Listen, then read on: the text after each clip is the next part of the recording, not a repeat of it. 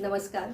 सानी कला रंग मी नीना बेगमपुरे तुमचं माझ्या चॅनलमध्ये मनापासून स्वागत. आजकाल म्हणजे आपण म्हणतो की फक्त थंडीमध्येच हाडं दुखतात, तर असं काही नाही. उन्हाळ्यामध्ये पण तेवढेच सांधे दुखतात. तर कारण काय, एकतर आपण फ्रीजचं पाणी पितो, फॅन खाली बसतो, एसीत बसतो, बरेच जण एसीत बसतात आणि त्या फॅनच्या वाऱ्याने किंवा एसीच्या अगदी थंडपणामुळे सुद्धा सांधे दुखतात, गुडघे दुखतात. तर हे दुखू नये म्हणून अगदी तुम्हाला घरातच एक बाह्य लावायचं म्हणजे बाह्योपचार आहे हा. तेल सांगते आणि हे सगळं घरातलेच पदार्थ आहेत बरं का. हे करून बघा तुम्ही. तेल अगदी सोपं आहे, काही अवघड नाही. अगदी घरात जे अवेलेबल साहित्य आहे त्याच्यातनंच करायचं आहे. तर 1 वाटी खोबरेल तेल किंवा 1 वाटी तिळाचं तेल घ्या. आपली साधी रेग्युलर वाटी असते की तेवढी घ्या. 7-8 लसणाच्या पाकळ्या, 2 चमचे ओवा, 2 चमचे मेथी, म्हणजे साधारण 10-10 ग्रॅम दोन्ही घ्यायचे, ओवा आणि मेथी.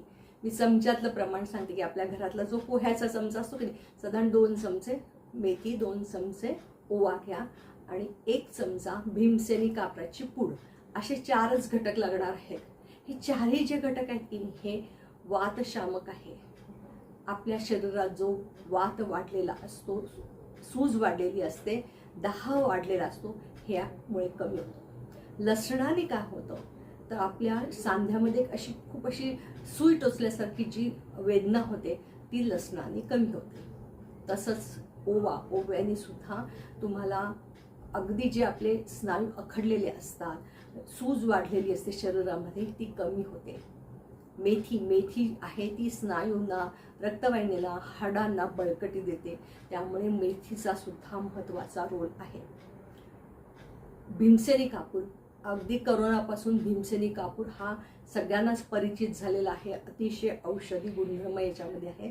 या भीमसेनी कापूरमुळे तुमचे जे हे असतात सांधे, जे कडक स्टिफ झालेले असतात, तुमचा इथला मानेचा, सायटिका म्हणजे इथला ह्याचा आणि पोटरीचे जे स्नायू कडक झालेले असतात, हे भीमसेनी कापूर त्याच्यात घातल्यामुळे ते शिथिल होतात.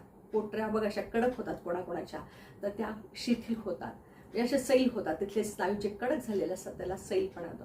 तर आता हे कसं तेल करायचं, तर तेल चांगलं गरम करायचं, त्याच्यामध्ये लसणाच्या पाकळ्या टाका, त्याच्याबरोबर ओवा आणि मेथी टाकायची. कापूर खालती उतरल्यावर, गार झाल्यावर, कोमट असताना घाला किंवा गार झाल्यावर घातला तरी चालेल आहे. त्याच्यात छान असा तो विरघळला पाहिजे. तर लसणाच्या पाकळ्या अगदी काळ्या होईस्तोवर, कडकडीत असं झालं पाहिजे हे तेल. आणि ह्या लसणाच्या पाकळ्या अगदी काळ्या होईस्तोवर हे तेल चांगलं उकळा आणि त्यातला जो ओव्यातला जो अर्क असतो, मेथीतला जो अर्क असतो तो त्या तेलामध्ये उतरतो. आणि अगदी तुम्ही हे रात्रभर तेल असंच ठेवा. नंतर दुसऱ्या दिवशी हे एका बाटलीमध्ये, काचेच्या बाटलीमध्ये गाळून घ्या. आणि किंवा नाही गाळलं तरी चालेल, अगदी ते सगळे जे तुमचे घटक आहेत ते खालती बसतील आहे. तर किंवा लसणाच्या पाकळ्या मध्ये तर बाजूला करा आणि ह्या तेलाने तुमच्या दुखऱ्या भागावर मसाज करा. बघा तुम्हाला त्वरित आराम मिळेल आहे. जे तुमचे स्नायू आता किंवा तुमचे सांधे दुखत आहेत, स्नायूंना ताठरपणा आला, लगेच कमी होईल आहे. आणि खूप काही याला वेगळं बाजारात जाऊन आणायचं नाही. त्यामुळे त्वरित तुम्ही आज करून बघा आणि मला परत रिझल्ट सांगा की आम्हाला यांनी फायदा झाला आहे. तर फक्त आता तुम्ही या उन्हाळ्यामध्ये खोबरेल तेल वापरा आणि थंडीमध्ये तुम्हाला शक्य झालं तर तिळाचं तेल आणा. तिळाचं तेल थोडं उष्ण असतं आणि उन्हाळ्यामध्ये तेवढं उष्ण नका हे करू. खोबरेल तेल करा, खोबरेल तेल वापरा आणि थंडीमध्ये तिळाच्या तेलामध्ये करून बघा.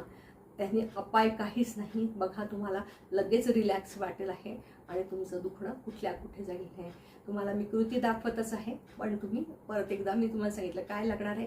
1 वाटी खोबरेल तेल, थंडीमध्ये तिळाचं तेल घ्या. खोबरेल तेल, 2-2 चमचे ओवा, 2 चमचे मेथी आणि 1 चमचा भीमसेनी कापराची पावडर. तर हे सगळं तुम्ही छानपैकी तेलामध्ये उकळायचं आहे. आणि भीमसेनी कापूर मात्र कोमट किंवा थोडंसं गार होईल ते होत असेल तेव्हा त्याच्यामध्ये घालायचं आहे. असं हे तेल काचेच्या बाटलीत भरून ठेवा आणि वापरा. मला नक्की त्याचा रिझल्ट सांगा. व्हिडिओ आवडल्यास नक्की लाईक करा, शेअर करा, सबस्क्राईब करा. मनापासून धन्यवाद.